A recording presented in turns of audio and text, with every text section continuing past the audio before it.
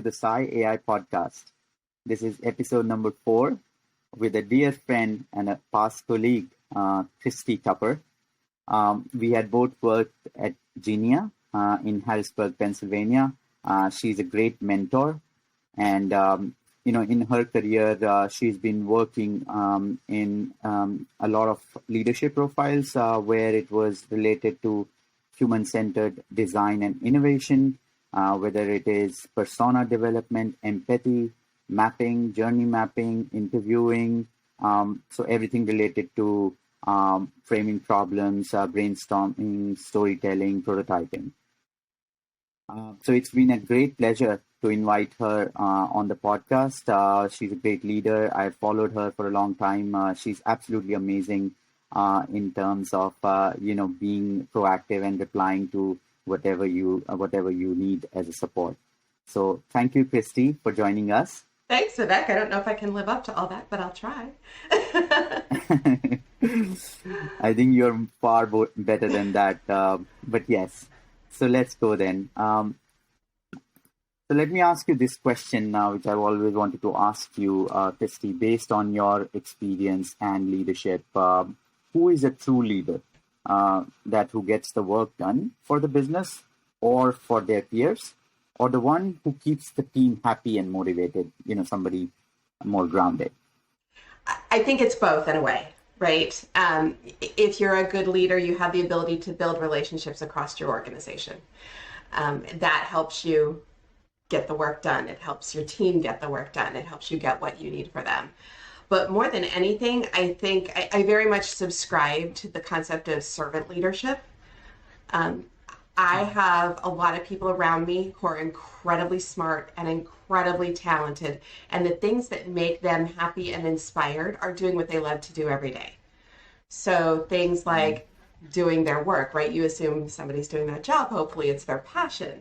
They're inspired by being able to do that. And so as a servant leader, you're enabling them to do those things, right? It's not managing people. It's giving people the tools they need, removing all the roadblocks, heading off the risks and the issues before they even happen, so that the team is free to do what they do best. Awesome. That's a really great way to motivate your team and being a true leader. Yeah. So then, how is, because you said in your profile that storytelling is important. How is storytelling important in our lives, both as as professional and also in our personal lives? Does it vary depending on which profession we are in? Like it varies when you are in a tech role, or it varies when you are not. What is your opinion? I think storytelling is an invaluable skill and tool to have no matter what you're doing, right? Personally, it allows you to relate to people better. I can remember when my son was little and we lived in a cul-de-sac, and we would always take a walk around our little development at night. And we would walk around the development, and I would say to him, "Oh, look at that house. That house has lights on, in the living room," because all the houses were the same, right? He grew up in a very cookie cutter house type neighborhood. And I would say, "Oh, look at that house. There's a light on in the kitchen. What do you think they're doing in the kitchen at 9:00 at night?" And he would make up a story, or I would say, "Oh, I smell spaghetti. What do you smell?" And we would make up stories about the people in the houses. We didn't know them all, but it was a way for him to kind of connect dots and tell stories. And I think that that's so incredibly valuable because it makes you relatable to other people. It's how you form that human connection. And when you use that in a professional setting and you are storytelling, you become more relatable to your customers, your peers. It helps develop empathy. I think it's across a wide variety of professions, probably any profession. But you think about sales, marketing. If you're selling to somebody and you can tell them a story about how well this product has done, whatever it has done for you or one of your customers, and you can give them a story they can relate to, they're much more likely to get on board. Right. That's an excellent way to put it. So as humans, how from the very past we are storytellers, whether was it through our books or through our professions or through politics or in whichever field we are. So the best storytellers are always the most admired. And the best product design comes from stories, right? If you sit right. and you're sitting with somebody and you're just watching them use something, you don't quite get it. If you let them tell you their story as they're doing it, you start to understand why they're doing what they're doing with your product. And it makes a difference then in how you go forward. That makes sense. Yes. Yeah. Brilliant. Yes. Who is your favorite leader then and motivator? And why is your favorite leader yours favorite? I think everybody has idols, right? So Yes. I definitely follow Simon Sinek, Adam Grant, Brene Brown. I am just a huge fan of all of those guys, and so I would say from a who do I watch? Malcolm Gladwell. Who do I watch and listen to? Those are really inspirational leaders. Right. I think personally, I've had a couple of really great leaders that I've worked with in my life, and it's funny.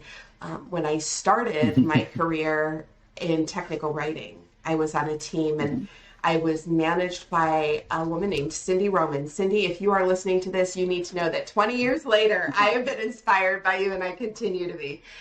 She was just very much a no nonsense, no frills, give it to you honestly, tell me the bad news type of leader. And that's always been, that transparency has always stuck with me. And I think the other person that I really, really appreciate from a mentorship and leadership perspective is Heather Lavoie, the CEO of Geneia. I admire how she handles things. I admire her personally. And I just think it's been amazing to get to work with her and have some of her traits hopefully develop into my own leadership style. Fascinating. I didn't know about that much about Heather, but I did read about her and was inspired as well. So that's amazing. Any can you women share a little bit? Oh, go ahead. Yeah? Sorry. I was going to say any woman in business really needs to look her up, follow her, and just kind of watch what she says and how she does things. She's a class act. And I would be remiss, if I didn't say that probably my other favorite leader is my sister. My sister is vice president of a bank in California, and I would get all keyed up or all worried about something, and she would look at me and she'd say, "Chris, it is what it is." And she just even saying that kind of makes you come down a little bit, right? You're all stressed and keyed up, and saying something like that is like, oh, yeah, you're right. It is what it is. It's going to be what it's going to be. I'll do what I can to affect change. But if I can't affect change, okay, what do I do to go forward? Excellent. Absolutely great. Yeah. So glad that you have such good idols. Simon Sinek is one of the best that I also follow. Malcolm Gladwell and more. Adam Grant, I've just started following through LinkedIn and his books. He's amazing. Really amazing. Yeah. Great. So in your opinion, how is the world of business and corporate changing due to the equal participation and sometimes even more than men for women in the world? And are you hopeful that one day women will get their right share in terms of growth and in the professional environment in terms of equal wages? Because even in companies like Google and Amazon and the big tech companies, we still hear that women are not equally paid. So what is your opinion about it? I am hopeful. I watch companies like Salesforce, and I don't know if you've read Mark Benioff's book, but the pains that they went through to equalize the salaries and still do every year, right? They revisit this every year. Kudos to Salesforce for doing that. It's a model. I hold out hope that someday, people look past the gender at what you bring. I feel like my company that I'm with does that now, right? They look at you and they value you as a person, regardless of whether you're male or female. So I hold out hope for it. I think men and women bring different types of skill sets to the job. And I think it's all, I think it will all be recognized. Anything that I can do to help affect that change and push that Salesforce model out anywhere I can, I'm definitely all about that. Right. Great. So talk about in your company then, Nuvolo. Am I pronouncing it right? Yes. Yeah. Is that the same there? I hope you don't get into any copyright or any legal things talking about the company. No, Here. no. No. I would just say, one of the things that I looked at when I looked at Nuvolo and I was considering joining, and I looked at the exec team and I looked at their blog posts, and they are so supportive of women in business and everything women do in business, and putting people on boards and putting people in that C-suite that are women. I have a huge admiration for that. I absolutely love that. I saw it at Geneia. So many executives and high-ranking folks were women, and I think it brings a balanced dynamic to an organization. Mm-hmm. Absolutely right. I completely believe in that. Yeah. Great. So since you've been so successful in your career, what is, how do you think should a young person lead his life in becoming a successful professional in work? And what is the advice you have for them to be able to be more successful? I mean, it's quite generic as a question, but what's your opinion of it? My opinion of that would be, as young as possible, expose yourself to as much as possible. I think a lot of people fall into a trap of expectations. Oh, my mom really wanted me to be a lawyer. My dad said I should be a doctor. Somebody told me I was good at math. I should be an engineer. That doesn't mean that's what you should do. Expose yourself to things and find things that are interesting to you or excite you or, make you go, oh, that's really cool. Find those things and then explore what career paths are associated to those.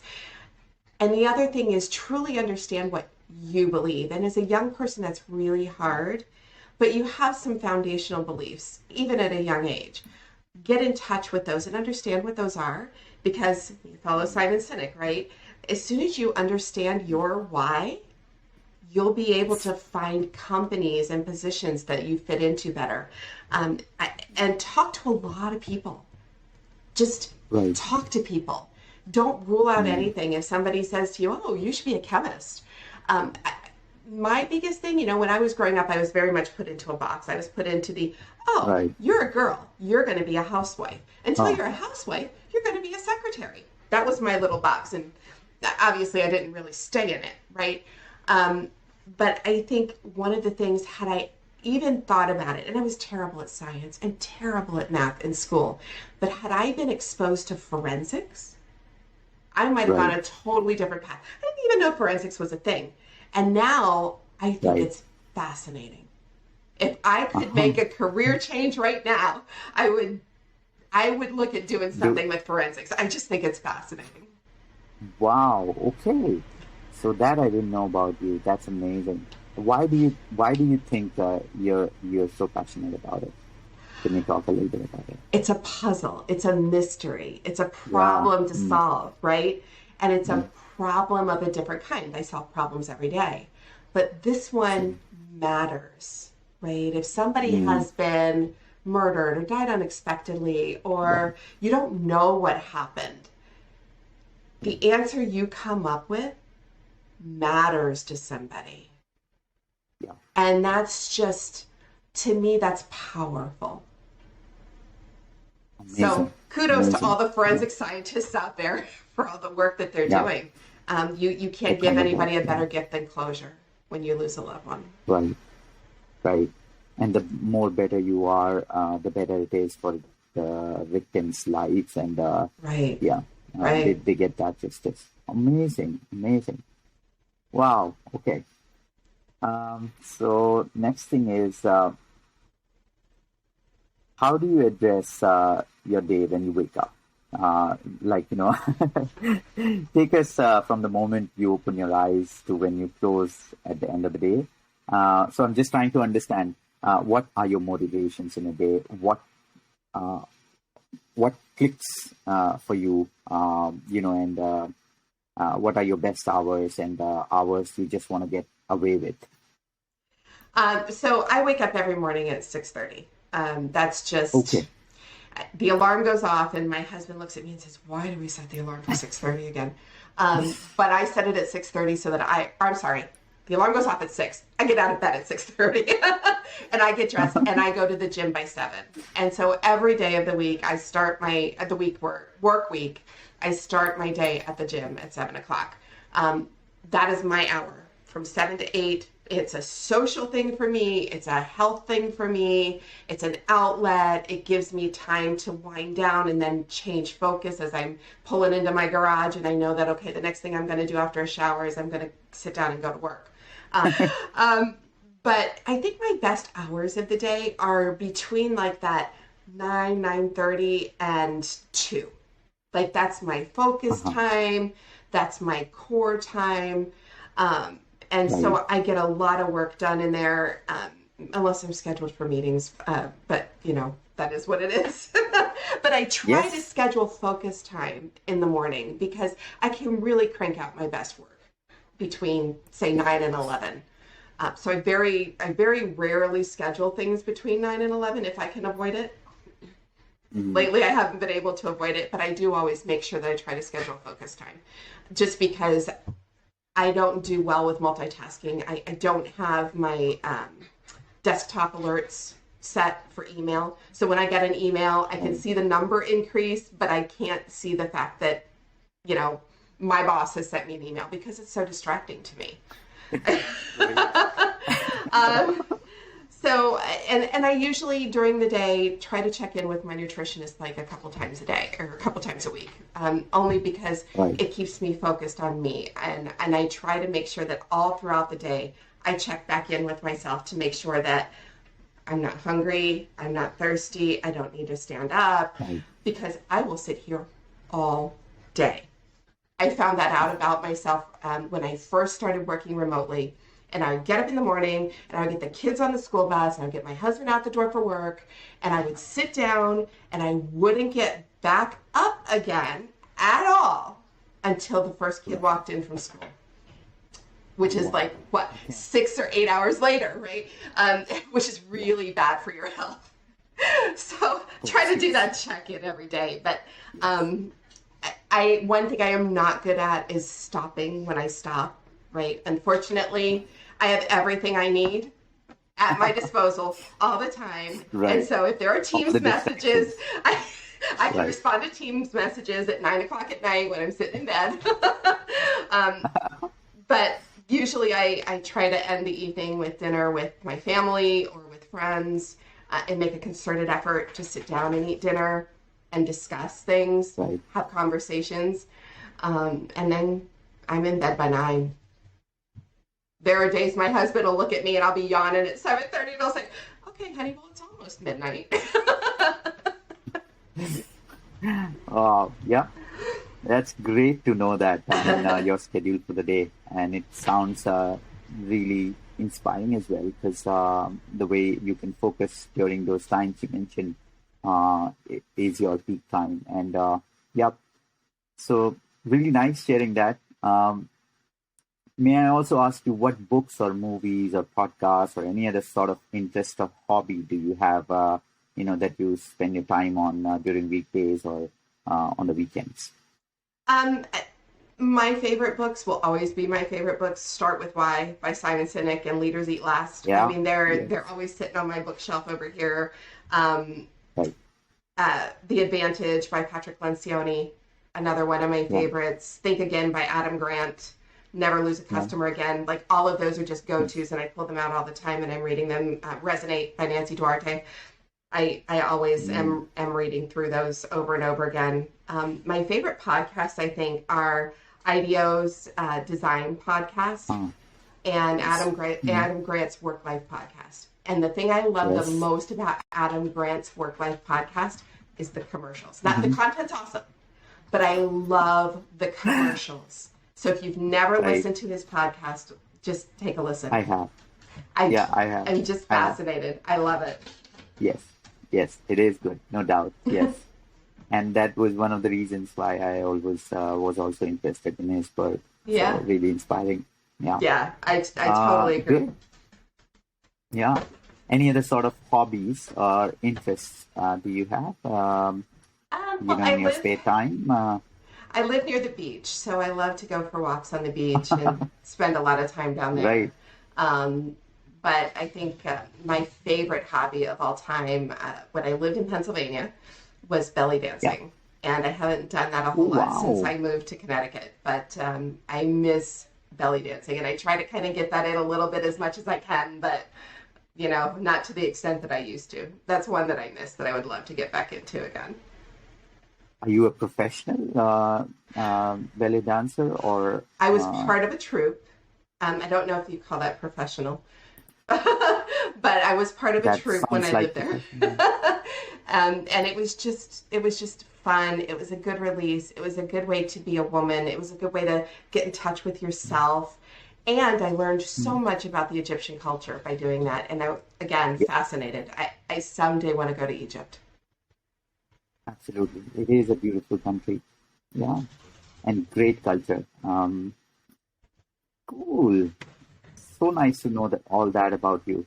So what is this is a question that I asked you later when we were researching on your profile is so what is important for you in a corporate world going up the ladder by working out on your skills and your professional work, or is it finding out different hobbies that can lead you to not just earn more income out of your job, but also to give you that fulfillment of, hey, I'm doing like 15 different things. I know you said it just a while ago that you're not good at multitasking and you don't like it. But still, what do you think about it? Um, I'm not looking to climb any ladders. I'm looking Huh. to be as useful and fulfilled as I can be. There was a time in my life when it was really important to me what title I had or where I sat in the organization. At this point in my life, I really just want to make a difference. Whatever I'm Right. doing, I want it to make a difference, whether it's in the lives of the team, in the lives of our customers, in the organization's performance. As long as I'm making a difference, that makes me happy. Um, Mm. and a lot of my hobbies revolve around some of the stuff I do at work, right? I love design thinking.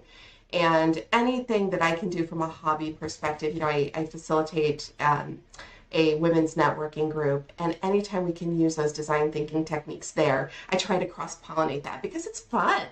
I mean, who wouldn't want to live with a bunch of different color sticky notes, right? Pasted all over the walls. I just, Right. that kind of stuff to me is fun. If I were going to do a new hobby, I think I would want to learn to play the piano. And we have one, and I have an incredibly skilled child, but I have never taken the time to sit down and do it. And I would love to learn how to play the piano well. Yeah. Um, so let me ask you, because you're right now working with AI and tech, and also worked with Geneia in healthcare. It was a healthcare startup. So, what is your opinion on AI and tech in healthcare? How does it? How do you see the future of AI and tech in the next 20 to 30 years? How will it influence our lives and healthcare and our health in general? That's a great question. And I don't know the answer, and I don't think anybody does. AI Right. is amazing, and the things that you can do with AI is amazing. At Geneia, we did some incredible stuff with predictive modeling, and we Right. had some really scary smart people that knew how to put all of those numbers and models together and train them so that they could predict somebody's next catastrophic event. Are they going to get healthier? Are they going to get less healthy? And I think AI in healthcare is always going to be there, and it's going to end up making the patient experience better. It's going to end up Mm. making the provider experience better. and perhaps even the insurance company's experience is better. Okay. But I think there will always be the change in human behavior and human patterns that will be unpredictable by AI. So it's going to be a very careful balance between the people who are creating the AI and training the AI and what the AI itself does. These people Right. have to be very in tune.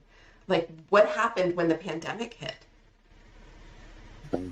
I There was no AI that was going to account for No. anything that Yeah. happened there until it No. happened and you had to train it. So I Yes. think it's really, really important for the people who are doing that AI, creating it, training it, whatever, to stay really closely in touch with what's going on in the world and Right. understanding human behavior patterns and things like that. That's a fascinating point. This podcast is made on science and artificial intelligence, and also about leadership and the kind of experience that you have. And when I invite the artificial intelligence researchers, their view is also like this: that we have to train it, we have to provide it so much data so that the AI becomes better. But like you said, I mean, for the pandemics like this, it did not have any knowledge. I mean, we didn't have much of a Right. knowledge except perhaps Bill Gates, who predicted it 5 years ago. Right. Uh, And what so AI yeah, was you're he right. I using? mean, exactly. I mean, that's just amazing. The kind of intelligence that some people, based on your experience and based on their intuition, have. So I hope the AI could replicate that and save a lot of humans because of it. Right. And I think, I Yeah. mean, it definitely will go there. One of the things that Nuvolo works is, so when I moved to Nuvolo, it's a totally Yeah. different angle on healthcare. Right. Geneia was all Right. about the quadruple aim and provider experience and the joy of bringing back the joy of medicine to providers and member experience and all really member centric, provider centric Right. goals, which are incredibly respectable and make a difference in the world for people's lives. The other side of that is what Nuvolo does in the healthcare space. Hmm. We do biomedical engineering technology. So, keeping Wow. all of the Hmm. equipment in an operating room maintained, making sure it's secure because it's connected to a network. Is it secure and Right. not able to be hacked? Planning out the space to make sure that everybody has an operating room when they need an operating room. It's just a fascinating side to healthcare that I haven't had before. And I think Right. in both of those sides, AI has a huge role that it can play, as True. long as we are also watching all of the patterns that go on around it and making sure that we're training the models appropriately. Right. Right. So AI regulation is also very important. Right. Yeah. Mhm. Amazing. Amazing to know your experience and your thoughts about it.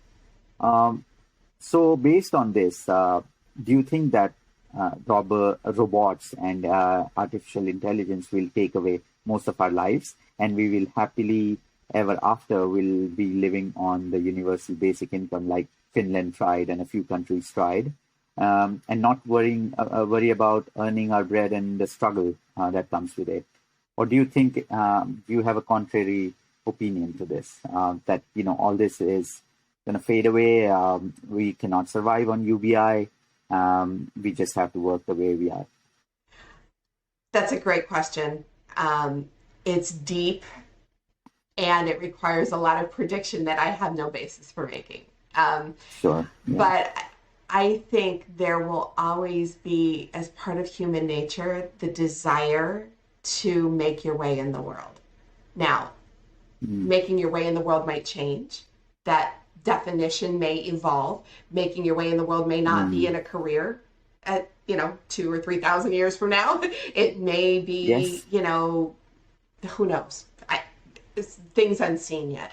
But Right. I think the human instinct and the human drive will always inspire us to be doing something. Universal income, maybe. but I think people will always still be working towards something. Wouldn't it be interesting if we went back to like a barter system, you know? Yeah, with no money thing involved, but just Right. barter. Because Yeah, if you are on a universal, let's run with it, right? If you're on a universal fixed right. income, maybe I can trade my peppers to Sue for Sue's tomatoes, right? Just an interesting thought. Right. Glad that we have Craigslist and Facebook store where we can sell stuff, uh, and all these other apps and websites where you can sell Mhm. basically anything for or exchange anything if you like. Yep. Um, yeah. Excellent point of view. Great. So one more question, Chrissy. Uh, what are your views on life? Like we're going a little bit philosophical now. Do you think that there is any purpose to our lives? We get born, we eat, sleep, work, study, die one day. Is that all, or do you believe that there is more bigger purpose to our lives? For example, is this an experimentation by our simulation owners, like Elon Musk said, one day we are in a simulation? Or do you think it's all BS and all the fact that we are living is the only reality that it that is? I, I think it's a fascinating topic. Um, I think your life has whatever purpose you give to it, number one, right? When you say is all Mm, it is, you wake up, you eat, you work, you go to bed, you die. Well, if that's the only purpose you give to your life, then that's going to be the purpose of your life, right? Um, but you have the power to give your life whatever purpose that you want it to purpose, yeah. have. When Right. it comes to are we all part of an experiment, I grew up very naive, right? Blue collar family. And I can remember laying on my bed when I was 7, pretending that I was just in a dollhouse and I was just a piece of, one of the little people in the dollhouse. And I was laying on my bed in the dollhouse and there must be somebody moving all these pieces around, right? I mean, I remember having that thought very clearly, and I had never been exposed to any type of physics or anything like that to even understand parallel universes or anything like that. Right. Um, but that was when I was 7. I know my Yes. husband is a physics guy, right? And he talks about parallel universes and, oh, well, if we, somewhere along the line, yeah, you're this rock star in this other life. And I'm like, well, where's that life Yes. at? Um, I don't know that I subscribe to that. I think what you see is what you get. And I'm very much a what you see is what you get person from Mm, just about every perspective in my life. This is what I'm living in, and this is what I have control over, and what I can adapt to, and what I can change my perspective to face. And that's kind of where I stay. I don't think about those big philosophical yeah. questions. There are people who No. are much smarter than I am and paid a lot more money to think about those. And when they figure them out, I'm sure they'll let me know. Yeah, I mean, and also this is just perspective. I mean, who would judge that those people are intelligent and smart? And It's a good point. if you're saying this, you're not. So it's just perspective. It's just your how you perceive life and how they perceive life. So thank you, Christy. Really appreciate you came in and shared your thoughts on the podcast, and Absolutely. would love to connect with you again. Yes, this was a good time, and I've missed talking to you, Vivek. It's so good to get to talk to you again. We should do this more often for sure. At least chat. Yes, absolutely. We'll do that. Yes, for sure. Wonderful. Yes. Thank you so much and have a great day. Thanks, Vivek. You too. Take care, and thanks for having me on. Absolutely. My pleasure. Thank you. Bye bye. Bye bye. Thank you for listening to this podcast. Please support this podcast by liking, commenting, sharing it with your friends, and also subscribing to this channel. Thank you, and we'll see you next time.